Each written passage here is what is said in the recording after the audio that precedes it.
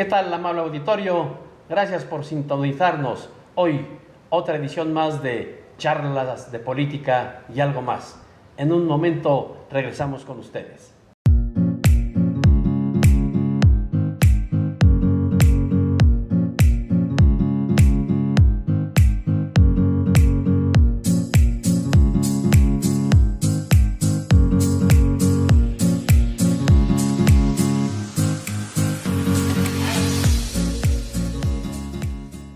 Ya estamos de regreso, amable auditorio, y hoy nos acompaña con nosotros un invitado especial, un invitado de lujo, un hombre que le dio a México su segunda medalla en atletismo de oro, el gran Ernesto Canto, que hoy es un próspero empresario. Mi querido Ernesto, gracias por estar con nosotros. Carlos, Jorge, Víctor, muy buenas tardes. Gracias por la invitación.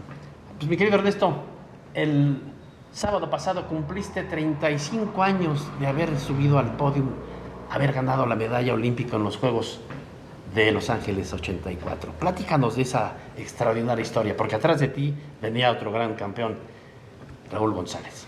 Sí, ya 35 años, imagínate, es toda una vida, incluso lo comento como en broma, pero es algo muy importante. Han pasado más tiempo de la edad que yo tenía cuando gané. Yo tenía 24 años, han pasado ya 35 años de aquel, yo digo, glorioso 3 de agosto de 84, así ya 35 años, 2 días, hace 2 días pasó esto. Y sí fue muy importante porque además la ciudad de Los Ángeles, la ciudad con más mexicanos después de la Ciudad de México en aquel momento, no sé si ahora también.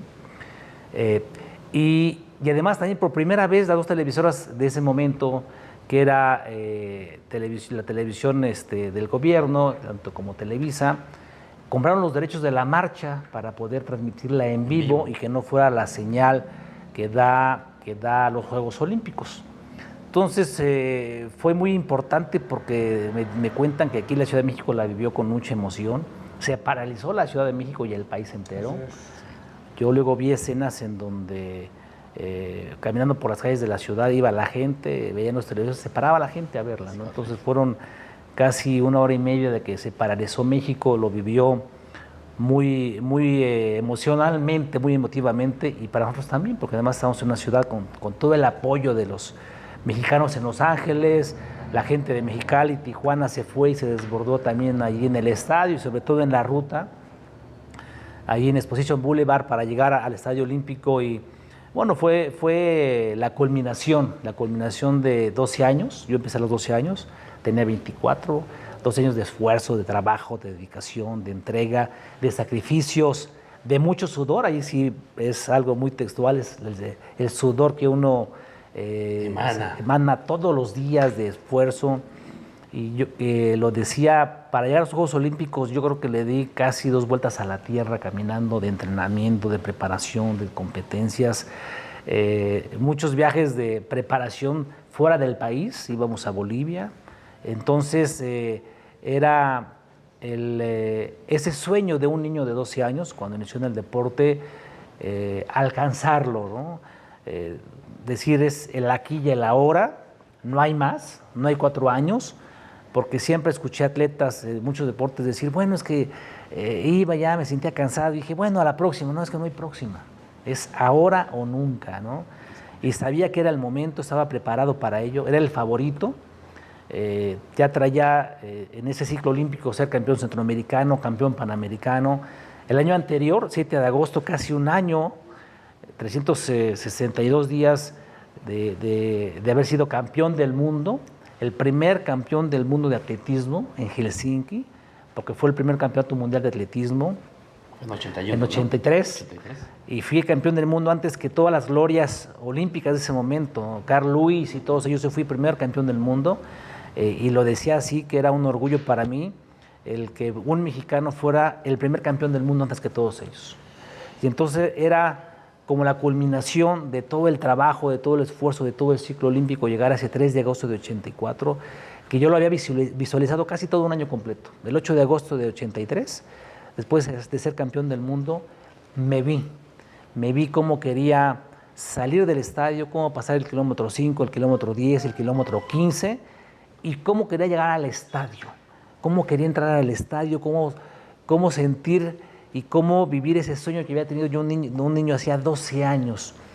Y creo que ese sueño se iba cumpliendo poco a poco, conforme pasaban los kilómetros.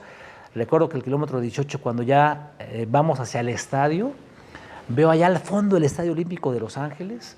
Ya viene separado yo del grupo, venía un Zeppelin arriba tomando escenas y escuchaba los gritos del bullicio del estadio, veía cómo...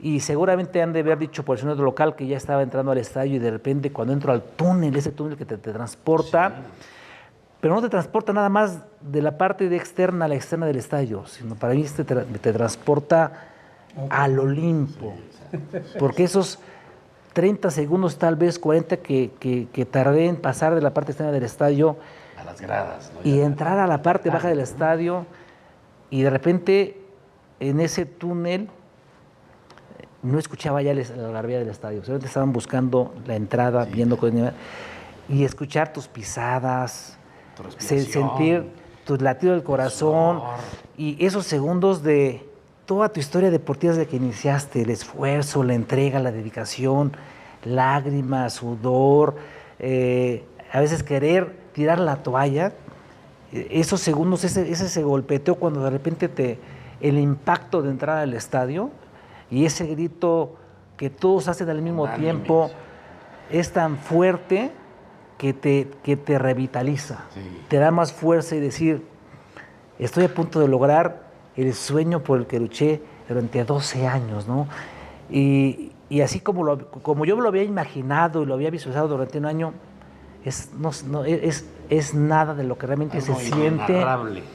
No hay palabras para describir la emoción, el júbilo, no sabes si regresarte al túnel, si echarte a correr y saber que te falta esa vuelta olímpica y saborearla de esa manera, de decir, estoy aquí a punto de lograr este sueño por el que trabajé, me esforcé, lloré, pataleé y al fin estoy a punto de lograrlo. 300 metros, 200 metros, 100 metros, esa última recta final, escuchar la gente gritando México, empujándote, te sientes como que volando.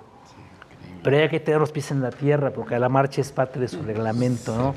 No hay que flotar. No hay que flotar. Sí. Y cuando ves esa línea imaginaria del último metro y cruzarlo es algo realmente que es indescriptible, no hay palabras de emoción para poder decir lo que se siente cruzar la meta, pero no la meta de los 20 kilómetros, la meta de 12 años de un sueño que en ese momento estás alcanzando.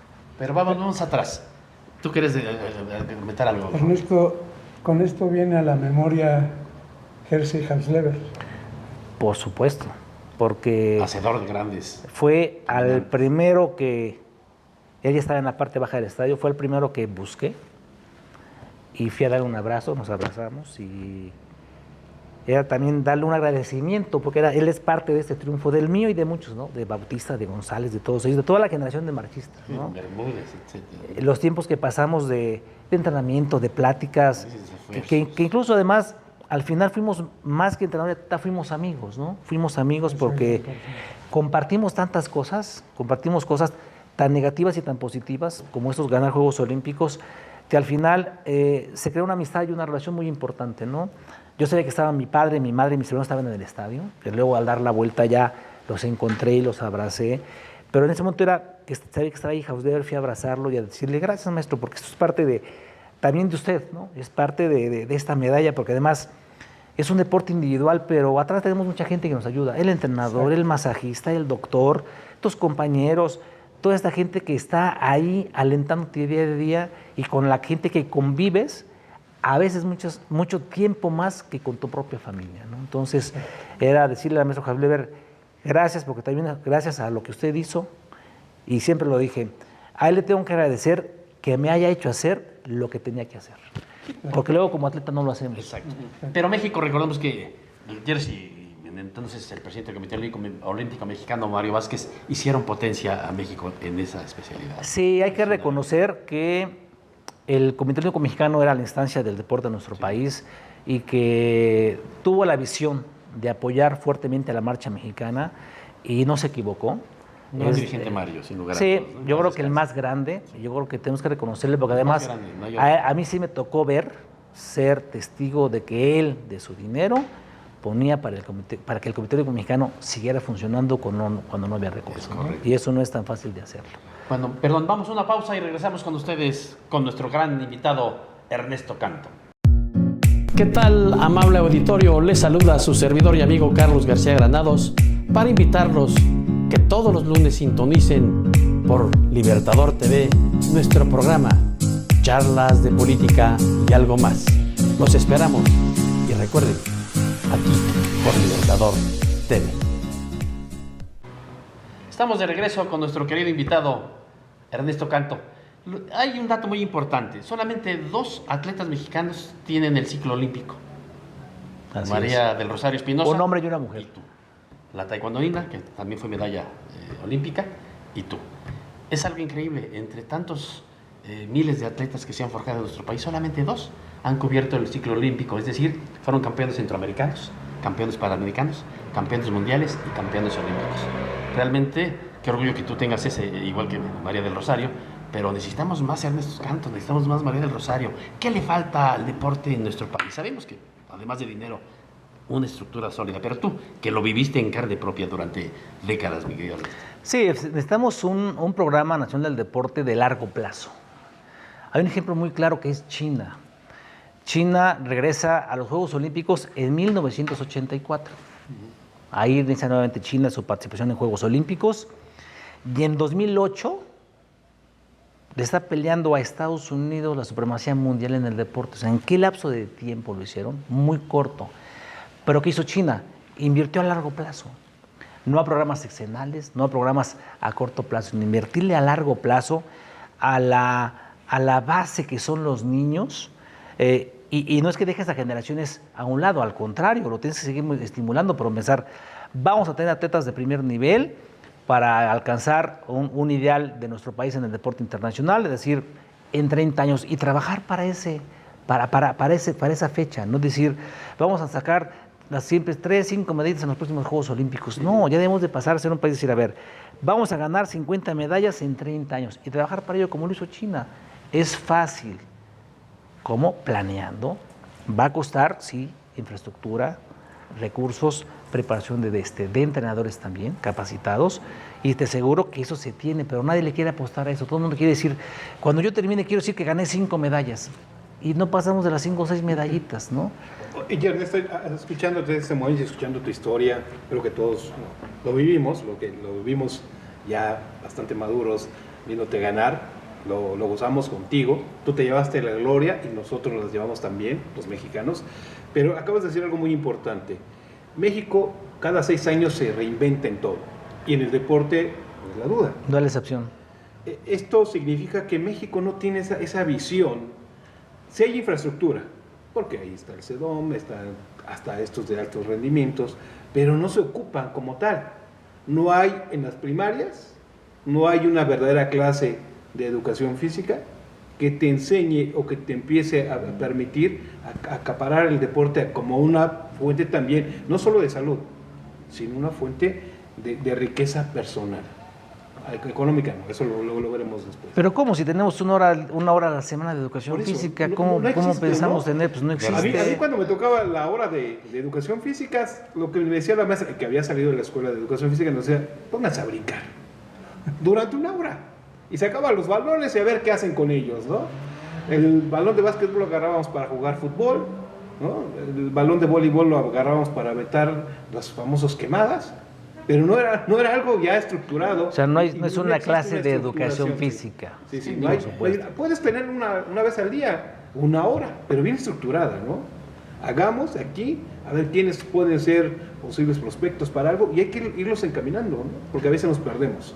Pero además, si no hay una planeación a largo plazo, no es la visión de México, es la visión del que está al frente del deporte. Es la política, al final de cuentas. Y no la política, es que tú le apuestes a largo plazo. Lo pasa que nadie quiere decir... Ahí tiene la visión. No nada más, o a lo mejor no es que tengan la visión, nadie quiere pasar a la historia como que es que parece que él no hizo nada. Sí.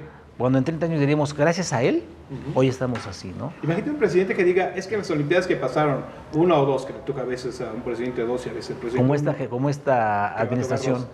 que pase y que es que no ganaron medalla. Oye, pues no decir fue el peor presidente, ¿no? Así es. Pero en 5 o 6 años más, estos que no ganaron, ganaron y ganaron más de las 2 o 3 que pudieron haber ganado. Así Pero es. esa es una visión a largo plazo, pero nadie lo quiere hacer. Es como siempre se quieren hacer obras faraónicas para que la gente diga, sí se hizo. En cambio, luego lo que se está en las ciudades es la parte de abajo. Nadie quiere Que sembrar son para cosechar. No, o que luego nos vemos cuando nos inundamos, ¿no? Pero como no compra votos, ni se ve los túneles profundos, ese tipo de cosas, nadie los hace cuando se necesitan. Mejor hacemos hacia arriba cuando lo que se ve.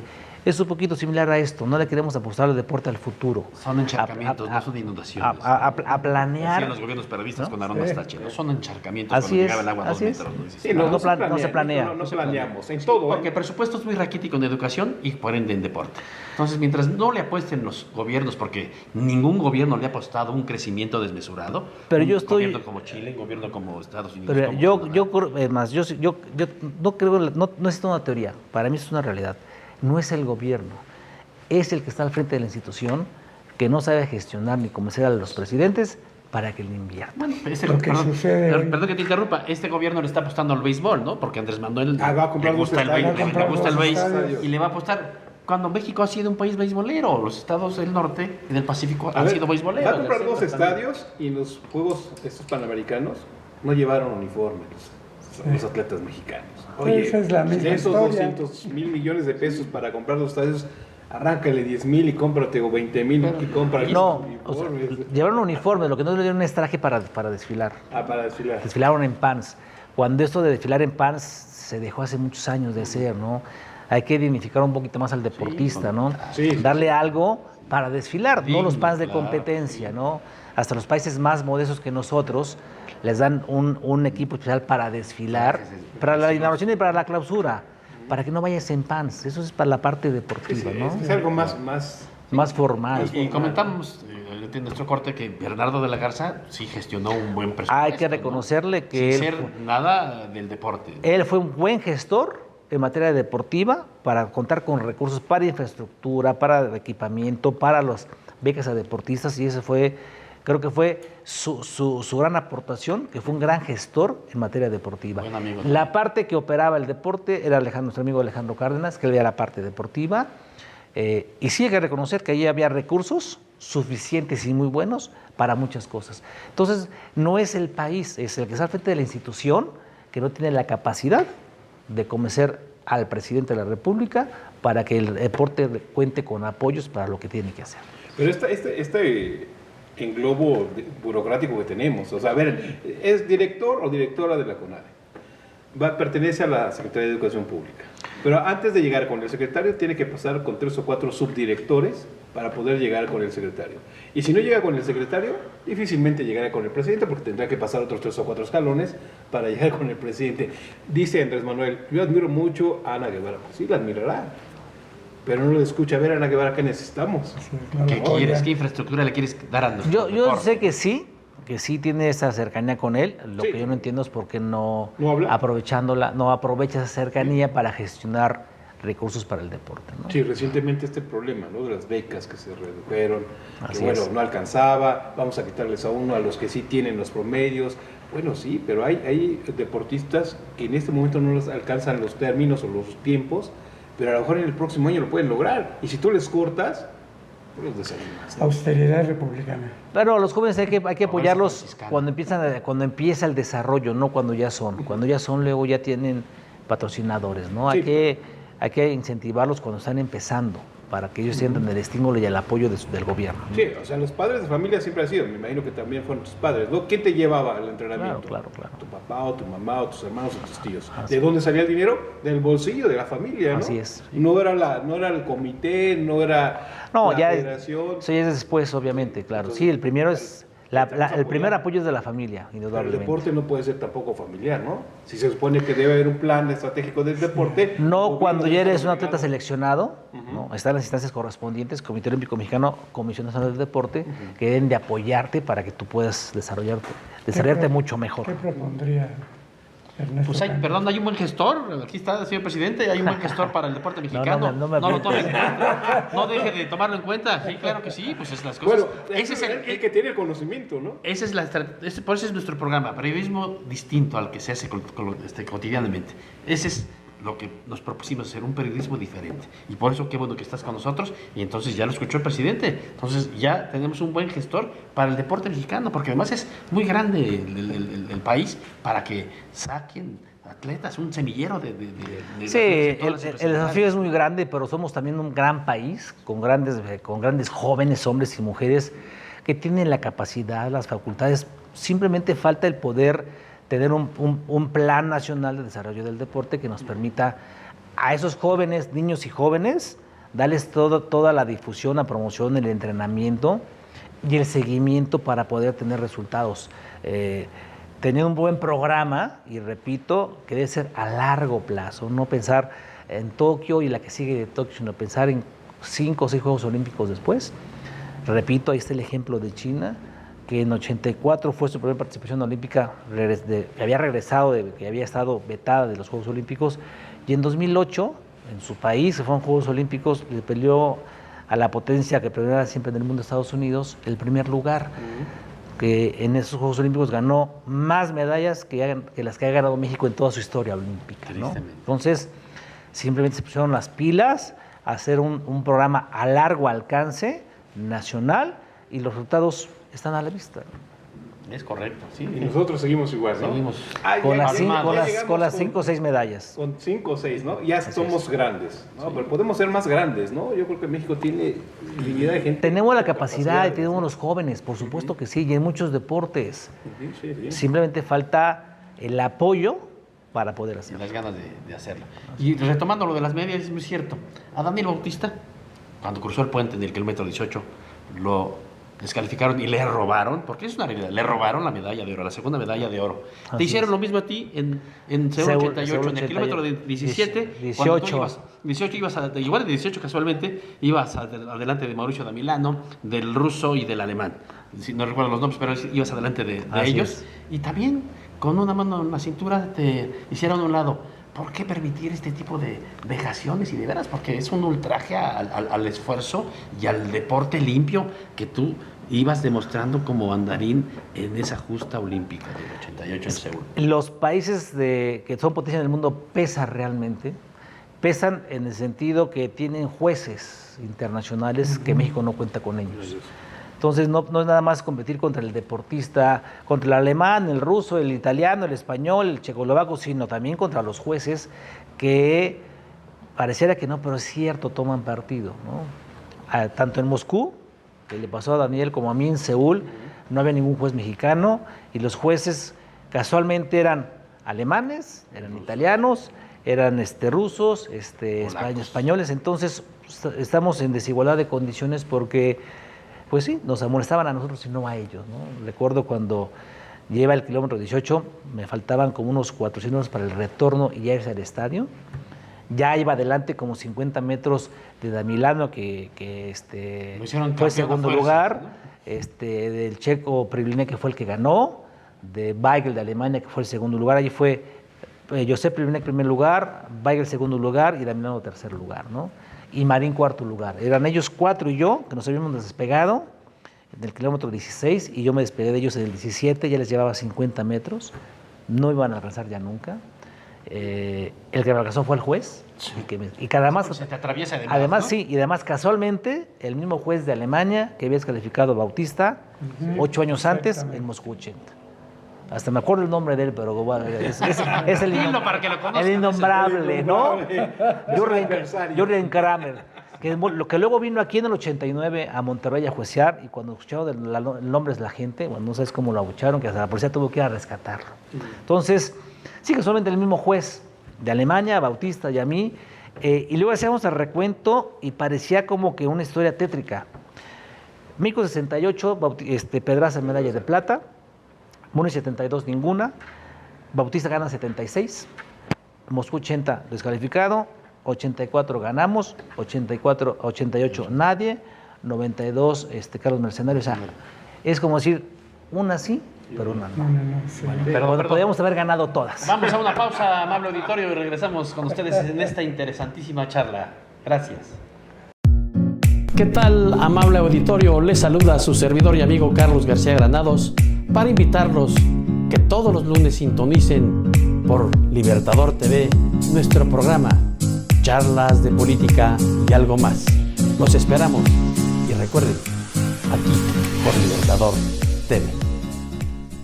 Estamos de regreso, nuestros queridos auditorio. A ver, síguenos platicando de ese momento. De ese cuando momento eliminan histórico, que además yo lo viví, porque además también es algo que me unió mucho con Bautista, porque vamos a Moscú 80, yo me lastimo, entonces no compito en la prueba de 20 kilómetros, pero estoy alentándolo, ¿no? Entonces cuando yo veo que él ya va rumbo al estadio, también me adelanto, pero en ese que no es un túnel oscuro tétrico, eso era un puente peatonal que coincide con la parte externa del circuito para entrar al complejo deportivo del estadio, que estaba más al fondo, y en ese corte de televisión es cuando lo descalifican, ¿no? Entonces, por eso se hizo todo entró un túnel y pensamos que era un túnel de 200 metros oscuro y que que nadie viera. No fue así, no se vio porque coincidió con el corte, ahí fue descalificado. Y yo voy al estadio y todo el mundo ya pensaba que iba a entrar a Bautista en primer lugar, pues obviamente no entró en primer lugar, había sido descalificado. Pero también que chistoso, venía Bautista en primer lugar, luego Anatoly Solovin de Rusia, era la Unión Soviética entonces segundo lugar, luego Damilano tercer lugar y luego cuarto lugar un ruso. Entonces califican a Bautista y al ruso. Los rusos todos quedaron en segundo lugar. Sí. Porque entra Damilano en primer lugar y el ruso en la Unión Soviética en segundo lugar, ¿no? Entonces, bueno, yo me bajo al estadio, voy a consolar a Daniel, pero fíjate que nadie sabe lo que puede pasar en el futuro. En Seúl 88, cuando soy descalificado, en similares circunstancias más o menos, quien entra a los vestidores del Estadio Olímpico en Seúl 88 a consolarme es Daniel Bautista, ¿no? O sea, y la amistad. esta amistad, sí. Pero esas coincidencias, ¿no? Similitudes donde ya rumbo al estadio, yendo en primer lugar, lo descalifican y yo voy y lo consuelo y lo apapacho ahí sin palabras, simplemente darle un abrazo. Hace lo mismo 8 años después en Seúl, ¿no? Yo llego y pues desconsolado y llega Daniel y me abraza. Entonces, bueno, sin palabras, porque además no tiene que decirme nada de sé lo que estás pasando. Por supuesto que él había sabido, o sea, había sentido exactamente esto, ¿no? Entonces, ahí hay una gran hermandad también con Daniel que nos une algo, tanto la medalla de oro como la descalificación para volver a ser dobles campeones olímpicos, ¿no? Ernesto, cuando, yo tengo una teoría, alguien te descalifica, psicológicamente el deportista estaba encaminado a ganar, te dicen, ya no vas a participar, ¿cuánto te faltaba? Si te desmoronas y si duele, si tardas un tiempo en recuperarte, o dices, bueno, ya no tiene caso, si ganas. No, bueno, claro que es, pues, al momento se te cae el mundo, porque además estás preparándote para ganar. Y vas ganando, no es que dijeras, bueno, iba en quinto lugar y no pasa nada, no, vas ganando y decir, voy a lograr lo que nunca nadie ha hecho en nuestro país, ¿no? Ser doble campeón olímpico, ya con la mentalidad, sintiéndote bien físicamente para llegar como soñé y dije, voy a entrar como entré en Los Ángeles, ¿no? Estoy ahora en Seúl, bien, y de repente llega un juez, se te para y te descalifica, bueno, pues es impactante, es muy fuerte, no sabía qué hacer. También estaba mi familia allí en el circuito, además pues tienes que salirte del circuito y entrar por la puerta trasera al estadio, es la verdad, no por la puerta de honor, no por la puerta grande, no por el Olímpico, el Olimpio como yo le llamo, ¿no? Entras por la puerta del Olimpo, sino por la puerta trasera, ¿no? Y se te agolpan los pensamientos es casi, ¿y ahora qué voy a hacer, no? Se te cae todo, tú tenías tu idea de entrar al Estadio Olímpico, sobre todo de ganar la gloria nuevamente y festejar, y de repente te das cuenta cuando estás pues cambiándote y escuchas toda la euforia afuera de los que están entrando y ganando, no sabes ni siquiera qué pensar, ¿no? Agarré mis cosas, me bañé, me puse los pants, fui hacia la villa, y recuerdo que entro a la villa, había que caminar donde te dejaba el autobús donde estaba el complejo de los edificios y restaurantes y esto. Fácil eran como unos 600 metros. Y además lo recuerdo muy chistoso porque, bueno, ahora se me hace muy chistoso, obviamente, ¿no? Vi a 2 mexicanos, ¿no? Seguramente ya sabían que había sido descalificado y se cambiaron de acera, a lo mejor ellos pensando para no hacerme sentir mal, de no decirme, oye, perdona, ¿no? Pero yo lo que necesitaba era que me apapacharan, sí, consuelo, ¿no? Y bueno, pues se me hizo muy chistoso también. Bueno, seguí, llegué, cené, me fui, se te agolpan los pensamientos, por supuesto, ¿no? Pero desperté más tranquilo, vi a mis papás, a mis hermanos, fui a verlos, me fueron a ver a la villa. Era lo que necesitaba, ¿no? El apacho sobre todo de la familia, ¿no? Bueno, solamente Javier era indiscutible, ¿no? Él también, todos ellos. Y bueno, al final, a los 2 días dije, a ver, esto pasó, así es la vida. Tengo la fortuna que viví lo que es ser campeón olímpico, lo que es ser campeón del mundo, todo el ciclo. Y bueno, pues a esto hay que darle vuelta, ¿no? Y me despedí de no haber podido ganar ahí en Seúl. Gracias vida, soy campeón olímpico, esto no me tiene que afectar, y le di vuelta, ¿no? O sea, lo dejé ir y no me lo guardé para que tuviera un resentimiento, que me lastimara. No, lo puedo platicar sin ningún problema, sí, fuerte en ese momento, ¿no?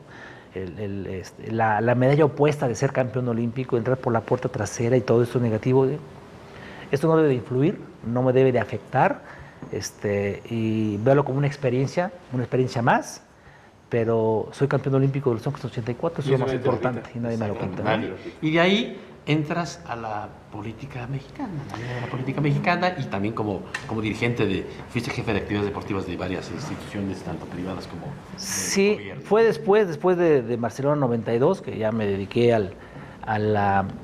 siempre me gustó la política desde joven.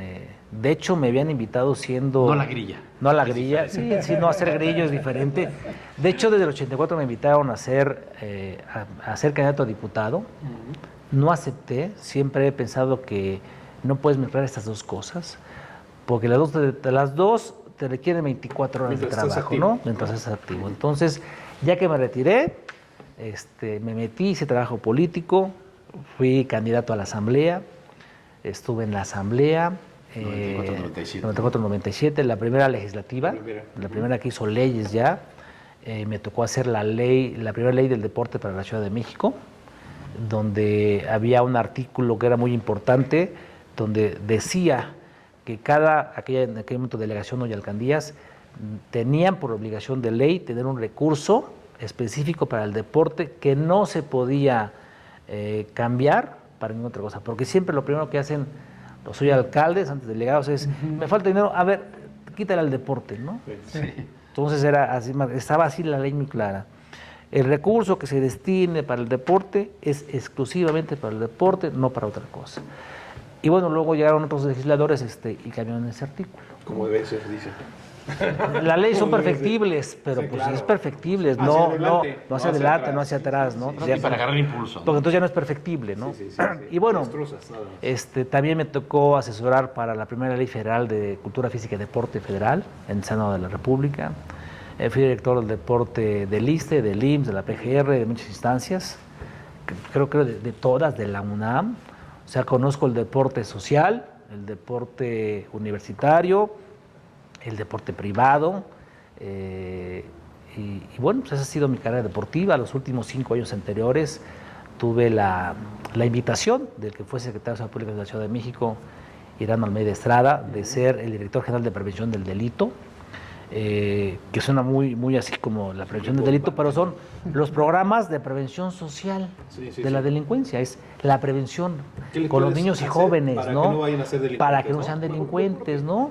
De hecho, el programa más icónico que la gente lo conoce es el alcoholímetro, porque más allá de tener retenes para que la gente que sople y que no pase el límite y nos lo llevemos al torito, enmarca más todo lo que es poner un dispositivo de de prevención. La inteligencia va más allá que lo que se ve Pero bueno, simplemente a la nosotros vista, lo hemos ¿no? tomado como algo que me prohíbe, ¿no? O sea, es una cultura social que debes de tener, ¿no? Fíjate, es como el Estado, en este caso de México, está previniéndote a ti, ciudadano, hombre o mujer, el que si tú excediste de copas y pasas un nivel, te estoy protegiendo. Sí. ¿Cómo? Llevándote al torito. O sea, los estamos protegiendo, no es un castigo. No es una prisión. Siempre les decíamos Hablando de a la críticas, gente... Juanito, nuestro productor, no nos invitó ni un café, Juanito. Qué mal te estás viendo, ¿eh? Muy Qué mal. mal te estás viendo, mi querido Juanito. Hace 8 días frío y hoy ni café nos Ni café. diste. Qué mal, ¿eh? Pero bueno, perdón, adelante. No, mi no, no. querido Y entonces Ernesto. siempre les decíamos a la gente, lo mejor que te puede pasar es que llegues al operativo del alcoholímetro y te lleven al torito. Que no te vayas a tener un accidente tú y que sea de consecuencias fatales o que te lleves a alguien en la calle, como pasó muchas veces. Es lo mejor que te puede pasar, ¿no?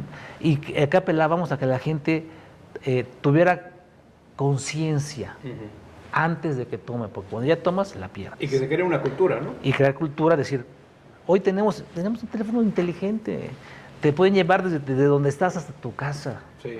Entonces, en lugar de exponerte y que expongas a la gente en la calle, pues con un teléfono inteligente pides a un transporte, te lleva a tu casa sano, salvo, sin ningún problema. Sí, como dice el mexicano, me voy a gastar 200 pesos, pueden ser 2 cubitas más, ¿no? Bueno, pero esas 2 cubas más o una cuba más Es muy peligroso. es muy peligroso, que te puede costar hasta la vida, ¿no? Y logramos bajar en gran porcentaje exactamente los accidentes por ingesta de alcohol, casi en un 45%. Vamos a un ¿La cuarta corte. corte? Sí, vamos a un corte. Y regresamos, perdón.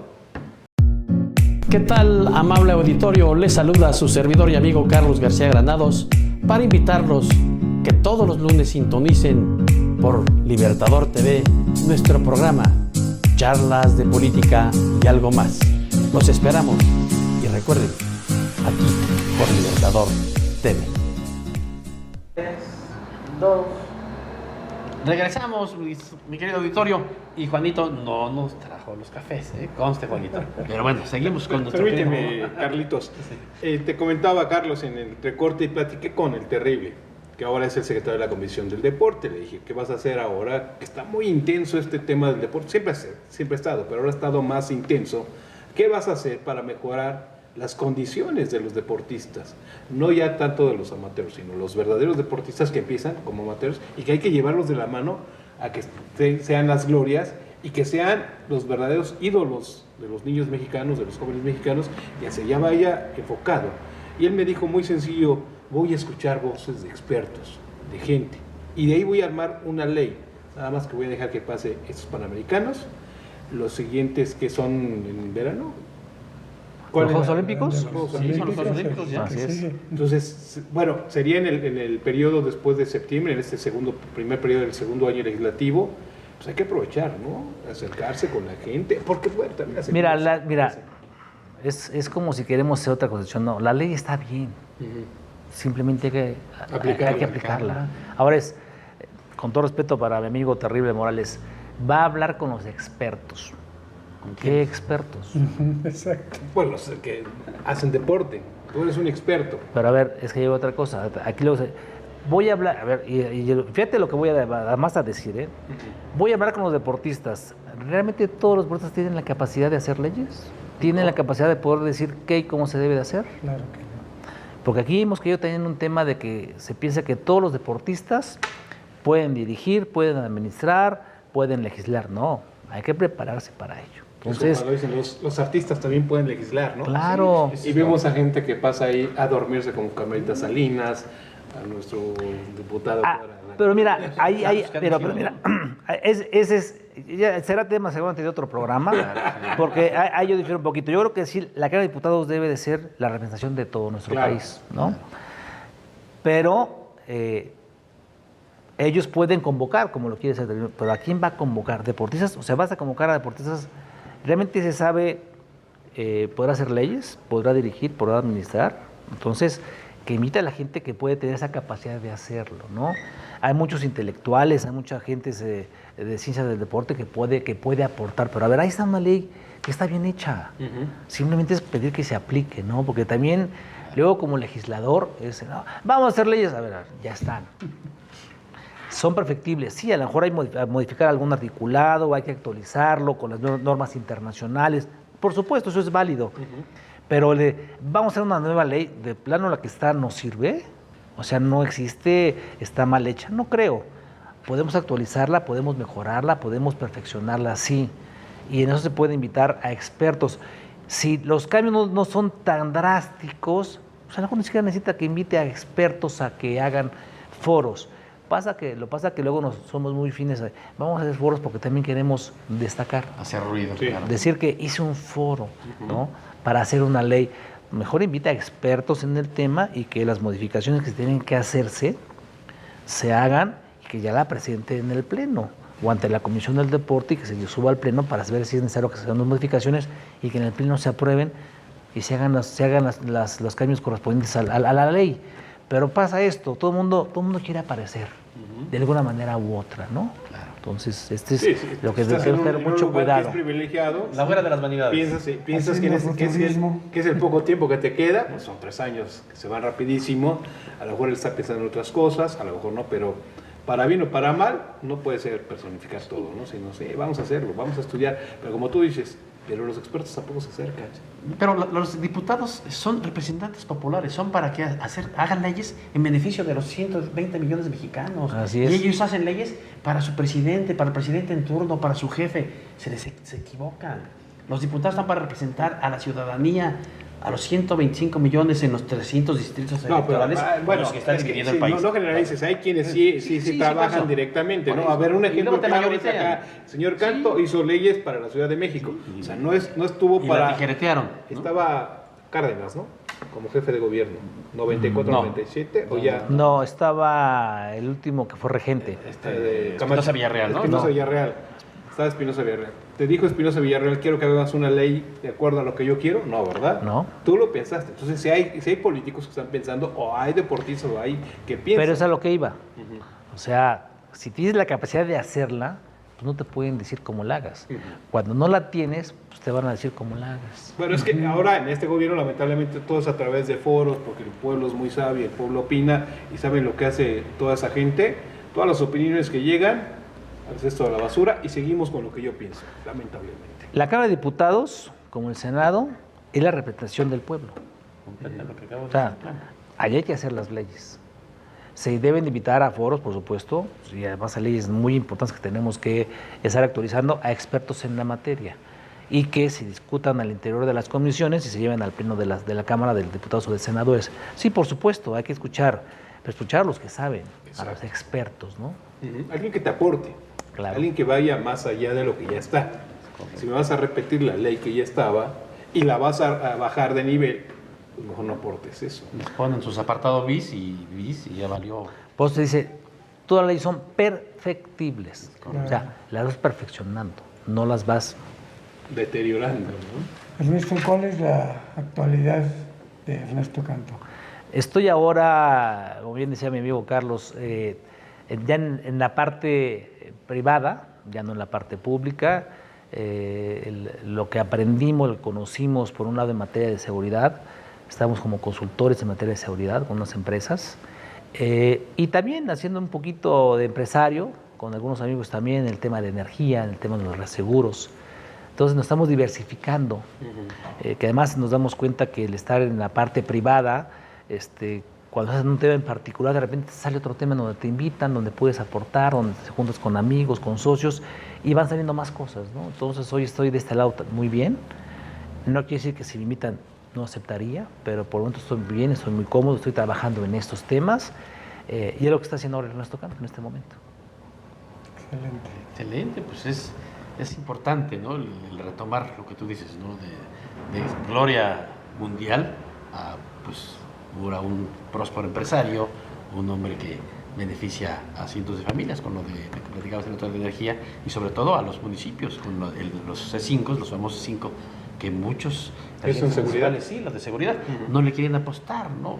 Son municipios que con más de 500,000 habitantes pueden aspirar a comprar ese equipo que es además muy benéfico porque ni Naucalpan ni Tlalnepantla, que son los municipios más grandes, no nada más del Estado de México, sino del país, los tiene, ¿no? En Naucalpan funcionan 250 cámaras cuando es más de 1 millón de habitantes, ¿no? Y bueno, y cuando compran no todas las conectan. O sea, sí los compran además, nuevas, pero no las conectan. Entonces, ¿de qué sirve que tengamos una cámara si no va? No, y ahora en función de sistemas de seguridad y tecnología se actualiza cada año, ¿no? Y si estos centros de control y comando y con las cámaras tienen más de 3, 4 años, ya son totalmente obsoletos. Sí. Hay que estarlas renovando cada 2 años por lo menos.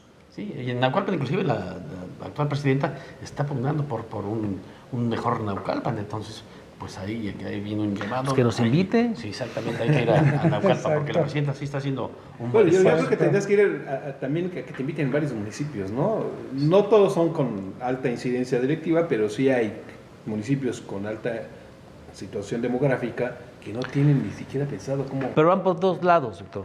Un lado es que tengan desafortunadamente una alta incidencia delictiva y otra es que buscar y prevenir que no tengan alta incidencia delictiva, ¿no? Para eso sirven esos centros de control y comando con toda una serie de cámaras con mucha tecnología. Hoy ya son con reconocimiento facial, con biometría. La cámara te dice cuánto mides de tu peso, o sea, que le da a las instancias de seguridad elementos para tener una mejor seguridad y poder prevenir e incluso hacer operativos antes de que algo pueda pasar, ¿no?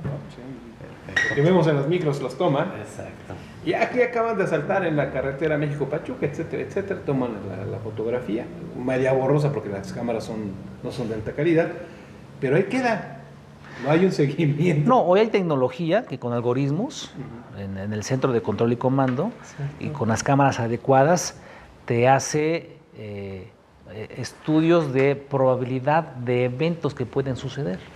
Entonces tú con la inteligencia que tenga la instancia de seguridad vas a prevenir. Sí, ya es más prevención, ¿no? Claro. Sí. Pero eso todavía no llega a la mente de algunos. Pues lamentablemente igual se nos ha acabado nuestro tiempo. Muchas gracias, mi querido Ernesto. No va a ser la primera ni la última vez que nos vas a acompañar. Con todo gusto hay estaremos mucho por aquí. de qué platicar. Con todo gusto, Carlos. Y pues antes que nada, quiero mandar un saludo a una gran amiga que anda un poquito delicada de salud, Raquel Alanís Álvarez. Recupérate pronto, mi querida amiga. Te quiero mucho. Cuídense. Y pues nos despedimos. Ernesto Canto, Jorge Vera. Víctor Barrera. Carlos García Granado, su servidor. Y los esperamos la próxima en Charlas de Política y algo más, aquí por Libertador TV. Gracias.